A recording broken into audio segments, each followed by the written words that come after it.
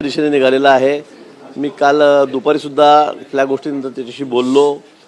त्यानंतर रात्री 9 वाजता मुंबईला येत असताना मी त्यांच्याकडे मुद्दाम उलट दिशेने जाऊन त्यांच्या मोर्चाला सामोरं गेलो. त्यांच्याशी मी त्या ठिकाणी चर्चा केली आणि मी त्यांना विनंती केली की आपण मोर्चा या ठिकाणी थांबवा, चर्चेला या, आपले काही प्रश्न असतील. तर मागे 4-5 वर्षात ते मोर्चा घेऊन आले तेव्हा मीच सामोरं गेलो होतो. मीच त्यांची आणि मुख्यमंत्री मोदींची चर्चा घडवून आणली होती.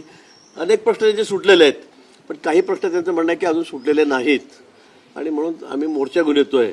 मी त्यांना विनंती केली की आपण मोर्चा इथे थांबवा. आपलं एक शिष्टमंडळ 7-8 जणांचं त्यांनी काही 8-9 लोकांची नावं दिलेली आहेत. ते आज मंत्रालयामध्ये कॅबिनेट झाल्यानंतर 1.5-2 वाजता त्या ठिकाणी येतील. त्यांचे जे जे खात्याशी संबंधित प्रश्न आहेत, आदिवासी खातं असेल, महसूल असेल, शिक्षण असेल, म्हणजे इरिगेशन असेल, या सगळ्या खात्याचे मंत्री आणि प्रधान सचिव, संबंधित अधिकारी हे त्या ठिकाणी बैठकीला हजर राहतील आणि त्यानंतर त्यांचे काय प्रश्न आहेत ते समजून घेतील आणि त्यातून जे सोडवण्यात येईल ते तात्काळ आम्ही त्या ठिकाणी सोडवण्याचा प्रयत्न करू. काही फारच अडचणीचे असतील त्या संदर्भामध्ये मुख्यमंत्री मोदींशी आम्ही चर्चा करू.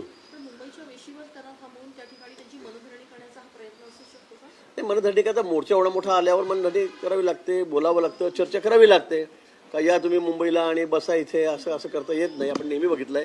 मागच्या वेळी तर मी किती 20 किलोमीटर पायी रात्रभर चालत आलेलो होतो त्यांच्यासोबत. त्यामुळे सरकार म्हणून आमची जबाबदारी आहे आणि आम्हालाही त्यांना सांगितलं, आम्हाला की फार त्यात आनंद वाटत की तुम्ही एवढं सगळ्या त्यात अबालवृद्ध, खूप वयोवृद्ध आमच्या भगिनी आहेत, माता आहेत, म्हणजे आई आहेत, अशा म्हाताऱ्या आज्या आहेत, पुरुषही मोठे वृद्ध आहेत, सिनियर सिटीजन आहेत. आम्हाला की त्यात आनंद नाही की त्यांनी इथपर्यंत यावं, पण आमचा प्रयत्न हाच आहे की मध्येच त्यांना थांबून त्या ठिकाणी इथे यांच्याशी जर बोलणी झाली तर हा प्रश्न तात्काळ सुटू शकतो. हा लवकरही सुटला असता, पण मुख्यमंत्री महोदय आपल्याला माहीत आहे बाहेरगावी होते, बाहेर देशामध्ये होते. त्यामुळे मग त्यांना आग्रह होता की आम्हाला मुख्यमंत्री मुलांशी बोलायचं आहे आणि म्हणून मग त्याला 2 दिवस उशीर झाला.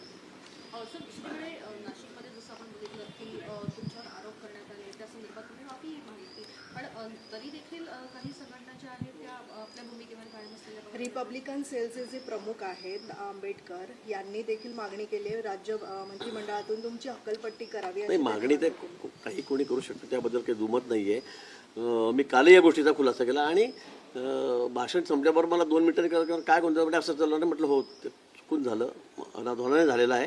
मी खरंच दिलगिरी व्यक्त करतो. कोणाची भावना दुखवण्याचा माझा याच्यामध्ये उद्देश नाही आणि भारतरत्न डॉक्टर बाबासाहेब आंबेडकर यांच्याबद्दल मला नितांत आदर आहे. मी सांगितलं, माझ्या गावात सगळ्यात मोठा पुत्र आता गेल्या वर्षी एकही पुत्र नव्हता. शिवाजी महाराजांचा, छत्रपती शिवाजी महाराज आणि भारतरत्न बाबासाहेब आंबेडकर याचे दोघांचे सगळ्यात मोठे पुतळे मी त्या ठिकाणी उभारलेले आहेत.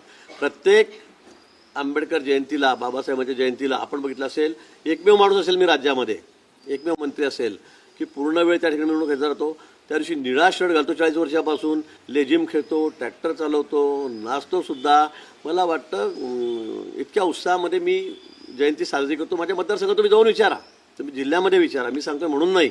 आणि तुमच्या चॅनलवर तुम्ही मागच्या 25-30 वर्षाच्या आंबेडकर जयंती तुम्ही चित्रपट बघा, त्यात फक्त गिरीश महाजन असतात. आणि म्हणून मला असं वाटतं की माझ्याकडे इतकं चांगलं वातावरण आहे, इतकं आमचा भाईचारा आमच्यामध्ये आहे, इतका बंधुभाव आमच्यामध्ये आहे. माझ्याकडे सगळे निवडून येणारे असे लोक हे BJPचेच असतात. एकही 40 वर्ष तुम्हाला दुसरा दिसणार नाही, दुसऱ्या पक्षात गेलेला दिसणार नाही किंवा निवडून आलेला दिसणार नाही. मग इतकं चांगलं वातावरण असताना एखादा शब्द माझ्याकडून राहून गेला. त्यामुळे मला वाटतं त्याचं असं इतकं त्याच्याबद्दल राजीनामा द्या, ॲट्रॉसिटी दाखल करा, इतकं चांगलं वातावरण माझ्याकडे आहे.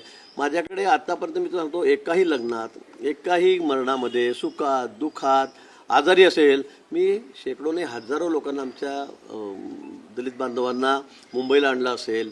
ॲम्ब्युलन्सची व्यवस्था, जेवणाची व्यवस्था, खावण्याची व्यवस्था, मी एकसुद्धा आतापर्यंत असं चुकलं असेल. एक गरीबातला गरीब माणूस असेल, अगदी त्याच्या खिशामध्ये 1000 रुपये नाहीत, त्यालासुद्धा मुंबईला आणून त्याच्यावर औषधोपचार करून, शस्त्रक्रिया करून मी त्यांना तिथपर्यंत घेऊन जातो. सगळ्यांनाच देतो, पण त्यात सगळ्या समाजाचे लोक असतात. आणि म्हणून तुम्हाला असं कोणी माझ्याबद्दल सांगणार नाही, एक माणूससुद्धा सांगणार नाही की चुकीचं वागतात का चुकीचं करतात. मला भारतरत्न बाबासाहेब आंबेडकरविषयी नितांत आदर आहे, नितांत आदर त्यांच्याविषयी. मला कुठेही त्यांच्याबद्दल काही आकस आहे का भावना दुखायची असायला कुठलाही विषय नाही. पण आता उगाच त्याच्यामध्ये आता झालेलं मी दिलगिरी लगेच 2 मिनिटात व्यक्त केली. असं असताना सुद्धा मग काही लोक त्यात तुम्हाला जर काही राजकारणच करत असेल तर मग माझं त्याला नाईलाज आहे. तर या घटनेनंतर तुमचे जे जयंतीचे व्हिडिओ आहेत ते सोशल मीडिया व्हायरल होऊ लागले आहेत, पण त्याच्यावर दुसऱ्या बाजूने असं म्हटलं जातं की महत्त्वाचा दिवस आहे प्रजासत्ताक दिन आहे, या दिवशी संविधान अंगीकृत केलं, त्या दिवशी कशी काय विसर पडू शकतो? आता मी सांगतो अनावधानाने ते राहिलं, मी मान्य केलं, मी दिलगिरी व्यक्त केली, अजून काय केलं पाहिजे मला हे कळत नाही. मी आता दिलगिरी व्यक्त केली, माफी मागितली. मग आता एवढं असताना सुद्धा तुम्ही आता मग तुम्ही ठीक आहे तुमची मागणी, तर तुम्ही आता मी काय बोलणार त्याच्याबद्दल, मागणी तुम्ही काही करू शकता. थँक्यू.